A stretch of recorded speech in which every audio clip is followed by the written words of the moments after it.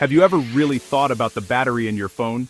It's a tiny, flat rectangle you ignore until it's running low, but that little slab holds an incredible amount of power. If you released all its energy at once, it'd be like a small firecracker. This small box of chemicals connects you to the world, powers your conversations, and stores your memories. Think about how many batteries you rely on: your phone, laptop, watch, remote, even your car. We've built our world on these little packets of portable electricity.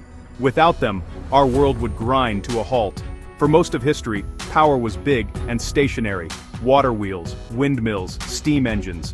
Batteries changed everything. They untethered us from the wall and let our technology run free. This quiet revolution has defined the last few decades, from portable radios to electric cars. But revolutions are messy. The story of the battery is one of amazing science and real challenges. For every bit of wonder, there's a complicated backstory about where batteries come from and where they go when we're done. It's a balancing act between progress and consequences, and that's a story worth exploring. So, how does this little magic box work? At its core, a battery is a clever chemical sandwich. It has three main parts: a negative side, anode, a positive side, cathode, and an electrolyte in between. The anode is crowded with electrons desperate to leave. The cathode is where they want to go. The electrolyte blocks electrons but lets ions move.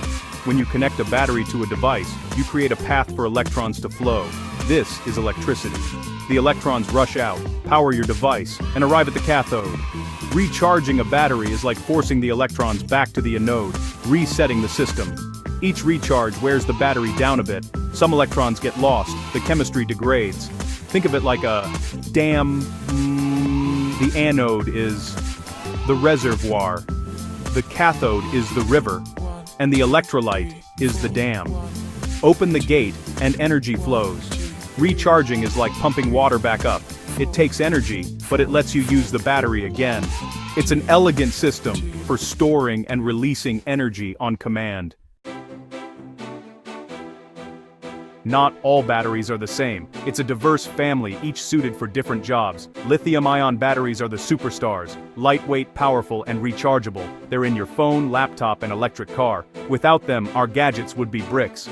Lead-acid batteries are the old workhorses, big, heavy, and cheap. They start most gasoline cars. Alkaline batteries, your AA's and AAA's, are for one-time use in remotes and flashlights. Nickel metal hydride batteries were popular in early digital cameras and hybrids, but are heavier and hold less energy. New types are emerging. Sodium-ion batteries use abundant salt, and solid-state batteries promise more safety and power. There's no perfect battery, just trade-offs. Need lightweight power? Lithium-ion. Need a cheap jolt? Lead-acid. Need safe, steady energy? Alkaline. Engineers pick the right chemistry for the job. The perfect battery, cheap, powerful, safe, and long-lasting, doesn't exist. Not yet, anyway. Batteries seem clean, no exhaust, no smoke, but their materials come from the earth, and getting them is messy. Lithium comes from salt flats in South America, using huge amounts of water in dry regions, affecting farmers and ecosystems. Cobalt, another key ingredient, mostly comes from Congo, where mining is linked to dangerous conditions and child labor. These raise serious ethical questions about our tech. It's not just lithium and cobalt, nickel, manganese, and graphite all require mining, processing, and shipping. Manufacturing batteries is energy intensive. Electric cars are cleaner to operate, but their creation has a big environmental cost up front.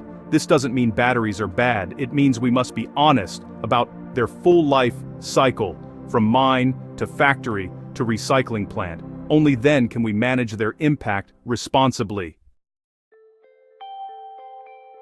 So, where do we go from here? We need batteries to fight climate change, but making them better is crucial. Reducing reliance on problematic materials like cobalt and lithium is a top goal. New chemistries, like sodium-ion, could make batteries cheaper and more sustainable.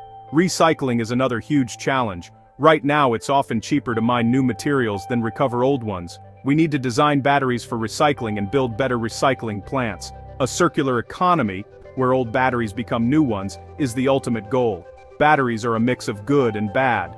They give us freedom and sustainability, but come with costs. Our job is to face this complexity, demand responsible sourcing, and push for better recycling. The battery story isn't over. We all have a role in writing its next better chapter. The future of energy is in our hands.